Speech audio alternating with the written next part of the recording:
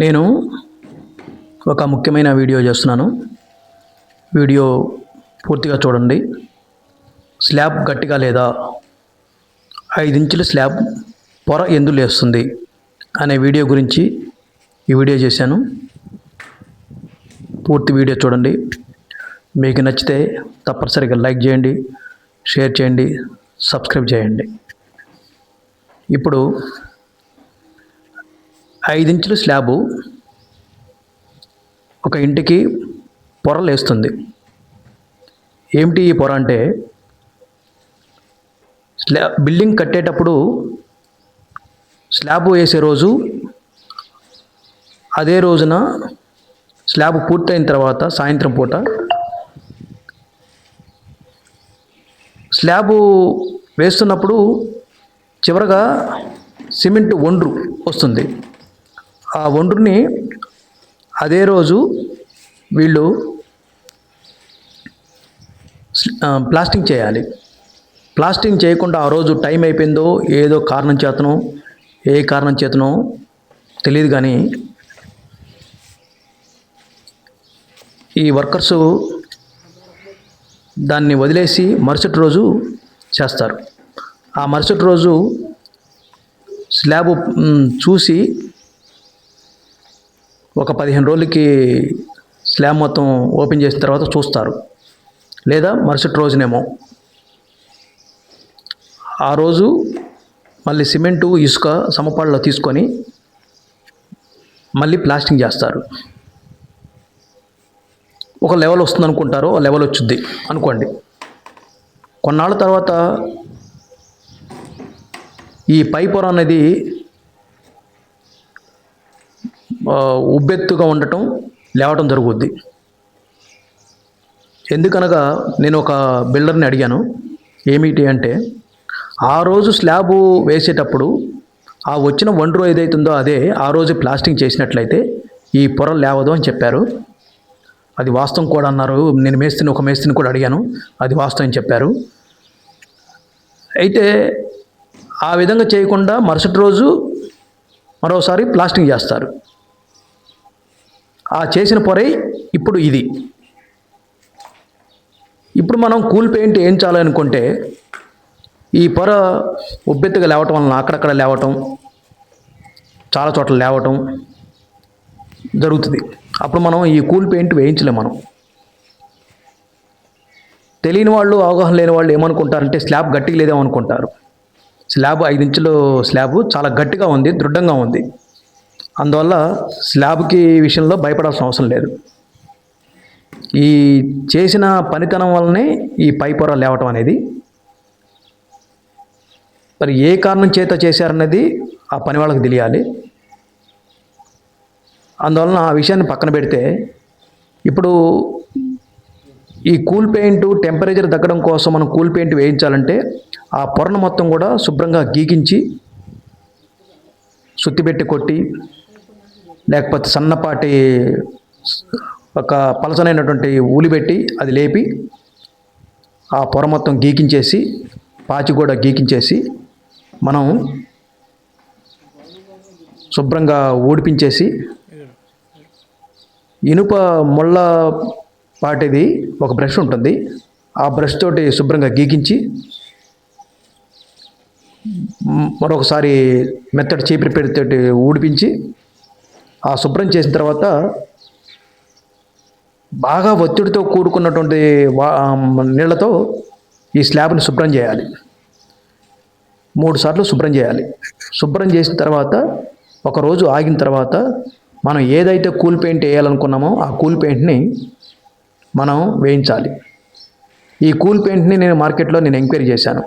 కొంతమంది ఎంఆర్ఎఫ్ చెప్పారు, కొంతమంది బెజ్జర్ చెప్పారు, కొంతమంది ఏషియన్ డ్యామ్ ప్రూఫ్ చెప్పారు. ఎక్కువ శాతం ఏషియన్ డ్యామ్ ప్రూఫే బాగుందని చెప్పేసి, ఫలితం బాగుందని చెప్పేసి కూడా కంప్లైంట్స్ లేవని చెప్పేసి చెప్పారు. ఇది ఎంతవరకు ఉన్నది, ఇప్పుడు నేను ఇంకొక బిల్డింగ్ చూసాం, ఆ బిల్డింగ్ వేయించాం. ఆ బిల్డింగ్ చూస్తే మనకి ఆ బిల్డింగ్ కొద్ది రోజుల తర్వాత, ఇప్పుడు ఇది మార్చి ఎండలు 36 డిగ్రీలు ఉంది. మనం ఈ ఎండ స్లాబ్ కిందకి వస్తుందా రావట్లేదని తెలుసుకోవాలంటే మనం ఏప్రిల్ మే ఎండలు చూడాలి. ఏప్రిల్ మే ఎండలు అయితే 45 degrees వస్తుంది. ఈ 45 సెంటీగ్రేడ్స్లో ఏషియన్ పెయింట్ డబ్బా మీద రాసింది Asian smart care dam proof, 10 సంవత్సరాల వారంటీ, 10 degrees తగ్గుద్దని చెప్పేసి దాని మీద ఆ డబ్బా మీద వ్రాయబడింది. మనం ఎంతవరకు తగ్గింది ఏమిటి అనేది చూడాలంటే మే ఎండలు చూసుకోవాలి, అప్పుడు తెలుస్తుంది. మనం ఇప్పుడే చెప్పలేము. వేసే విధానం చూడండి. గోడ పక్కన దానికేమో ఆ బ్రష్లు వాడారు, 9 ఇంచుల బ్రష్లు వాడారు. స్లాబ్కి పెయింట్ వేసేటప్పుడు రోలర్తో వేశారు. రోలర్తో వేసినప్పుడు చాలా నీట్గా వస్తుంది, వర్కర్స్కి తొందరగా పని అవుద్ది, నీట్గా ఉంటుంది. బ్రష్తో కొంచెం ఆ బ్రష్ యొక్క ఆ పీచులు ఉంటాయి కదా, ఆ పీచులు కొంచెం గాడి పడ్డట్టు కనిపిస్తుంటుంది. అదే రోలర్తో అయితే ఆ విధంగా కనిపించదు. అందుకే ఒక 2 రోలర్లు తీసుకున్నాం, 2 రోలర్స్, 2 బ్రష్లు తీసుకొని ఈ పెయింటు నేను ఉదయం 6 నుంచి 9 లోపల వేయించాను. సాయంత్రం 5 గంటల నుండి 6:30 వరకు వేశారు. అంటే ఉదయం 3 గంటలు పట్టింది, సాయంత్రం 2 గంటలు పట్టింది. సాయంత్రం తక్కువ టైంలోనే వేయడం జరిగింది. ఇకపోతే మొత్తం 1250 SFT. 1250 SFTకి గాను మొదటి కోటింగ్కి 20 లీటర్ల డబ్బాకు నీళ్లు 20% 10 లీటర్లు కలపాలి. అంటే 4 లీటర్స్ 20 లీటర్ల డబ్బాకి 4 లీటర్స్ వాటర్ కలపడం జరిగింది. రెండవసారి డబ్బాకు 20 లీటర్స్ డబ్బాకు చుక్క కూడా నీళ్లు కలపలేదు, డైరెక్ట్గా ఆ విధంగానే వేయాలని చెప్పారు. ఆ విధంగా వేసుకుంటూ వచ్చాం. చాలా నీట్గా వచ్చింది. స్లాబ్ చూస్తే గతుకులు ఉన్నా కూడా అక్కడక్కడ చిన్నపాటి హోల్స్ ఉన్నా కూడా అవేమీ పెద్ద కనిపించవు. కనిపిస్తాయి కానీ పెద్దగా కనిపించవు. ఒకవేళ అక్కడక్కడ నీళ్లు ఇంకినా కూడా, నీళ్లు ఉన్నా కూడా అవి స్లాబ్లోకి దిగవు. మెయిన్ ఏంటంటే ఈ పెయింట్ వేయటం వల్ల సెంటీగ్రేడ్స్ తగ్గటమే కాకుండా ఈ స్లాబ్కి ప్రొటెక్ట్, చెమ్మ వేయటం అనేది జరగదు అని తెలిసింది. కంపెనీ చెప్తుంది ఏంటంటే చెమ్మ వేయదు అని చెప్తున్నారు. నాకు హెడ్ రూమ్కి చెమ్మ వచ్చేసింది, అందుకే చూద్దామని చెప్పేసి దానికోసం అయినా సరే వేపియాలని చెప్పేసి, ఎండలో కూడా తీవ్రంగా ఉంటున్నాయి అని చెప్పి నేను ఈ పెయింట్ వేయటం జరిగింది. మరి మీరు కూడా అందరూ కూడా వేయించాలనుకుంటే వేయించవచ్చు. మార్కెట్లో ఎంక్వైరీ చేయండి. నేను పూర్తిగా చెప్పాలంటే, సమాచారం చెప్పాలంటే మే వరకు ఆగవలసిందే. మరొక వీడియోలో ఆ విషయం తెలియజేయగలుగుతాను. ఏది ఏమైనా 10 సెంటీగ్రేడ్స్ అని చెప్పేసి ఏషియన్ పెయింట్స్ ఆ డబ్బా మీద రాయడం జరిగింది. మనం 5 సెంటీగ్రేడ్స్ లెక్కేసుకోవాలి, అంతకన్నా ఎక్కువ ఆశించకూడదు కూడా. ఇకపోతే నాకు తెలిసి ఏసీ ఉన్న వాళ్ళకైతే అంతగా అవసరం ఉండదు, అవి అంతగా దీన్ని పట్టించుకొని వేయాల్సిన అవసరం లేదు. నా బిల్డింగ్ శుభ్రంగా ఉంటుంది, బాగుంటుంది, పైకి ఎక్కితే తెల్లగా ఉండాలి, మంచిగా కనపడాలనుకుంటే వేయించవచ్చు. ఒకటి. రెండోది ఏంటంటే మంచిగా ఉండాలి, అందంగా కనపడాలి, బాగుండాలి అనుకుంటే అది 1 సంవత్సరం పాటే మీకు కనిపిస్తుంది. నెక్స్ట్ ఇయర్ కల్లా కొంచెం మాపు కనిపిస్తుంది. ఎందుకంటే పక్కన బిల్డింగ్ కడుతున్నప్పుడు మట్టి మొత్తం మళ్ళీ స్లాబ్ మీద పడుతుంది, అప్పుడు మీకు అంత నీట్గా అనిపించదు.